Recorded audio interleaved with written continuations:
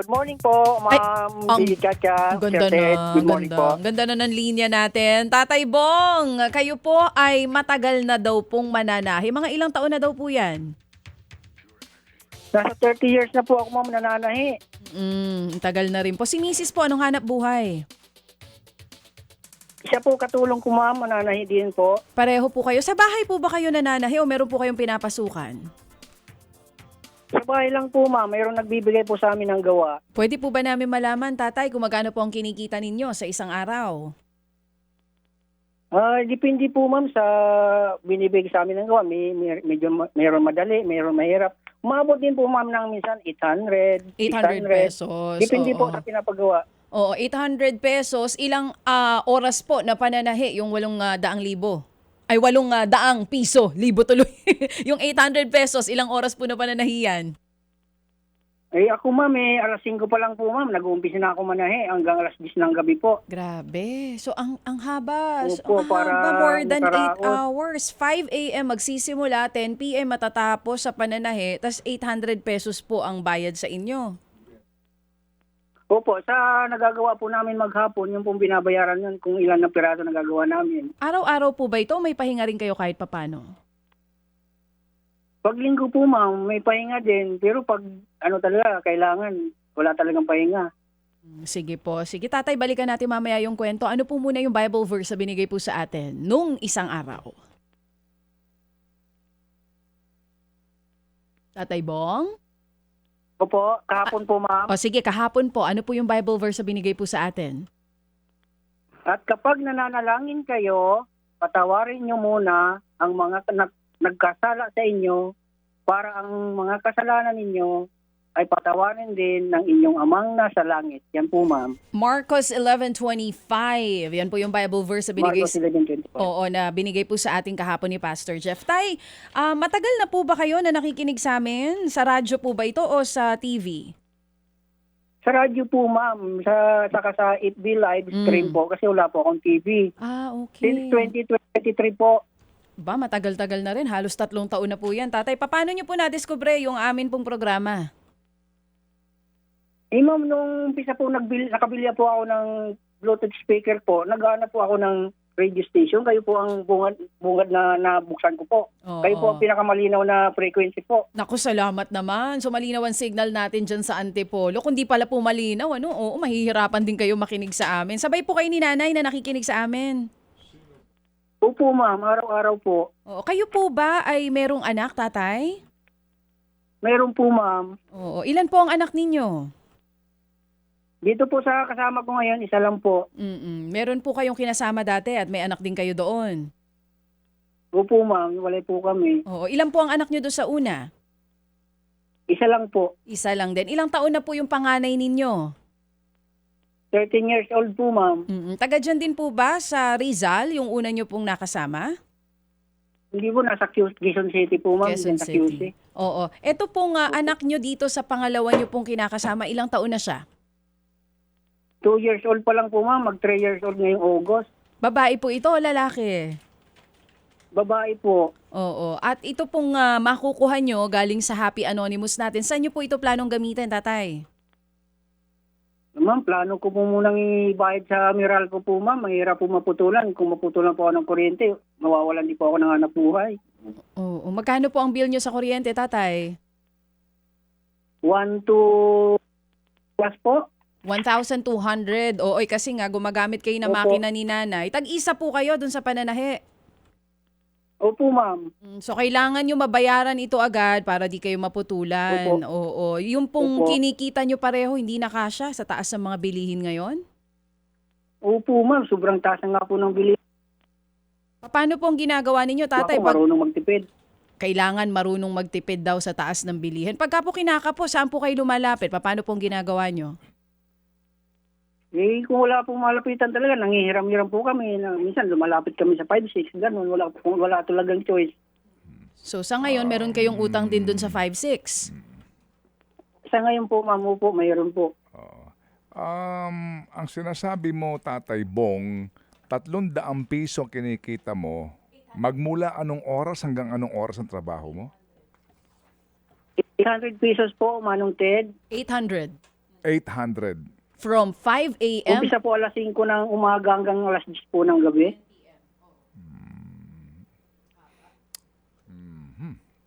Hello po. Bakit ganon? Bakit ganon ang kitaan? Per peraso ba ito? Paano? Per piraso po, Manong Ted. Binubuo ko po ang isang damit. Yun po ang pinabayaran po sa amin per piraso.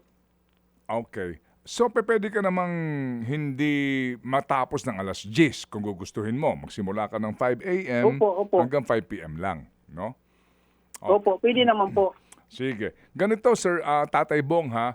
Yung iyong ikinikwento sa amin, yung pananahin ninyo ni nanay, yung buhay ninyo, etc. Padala ka lang ng prueba kung sakasakali.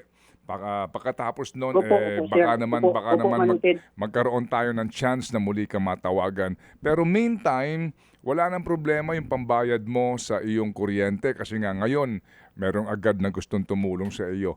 Diyan sa iyong kabuhayan na yan, Opo, salamat po. ano pang kailangan mo kung sakasakali man? Ano po sana, Manong Ted? Kailangan ko po sana sariling makina. Sariling Yun po ang makina. hinihiling ko po sana. Okay, sige. So, Opo. yung makinang yan, inuupahan nyo lang ba yan? Hello po.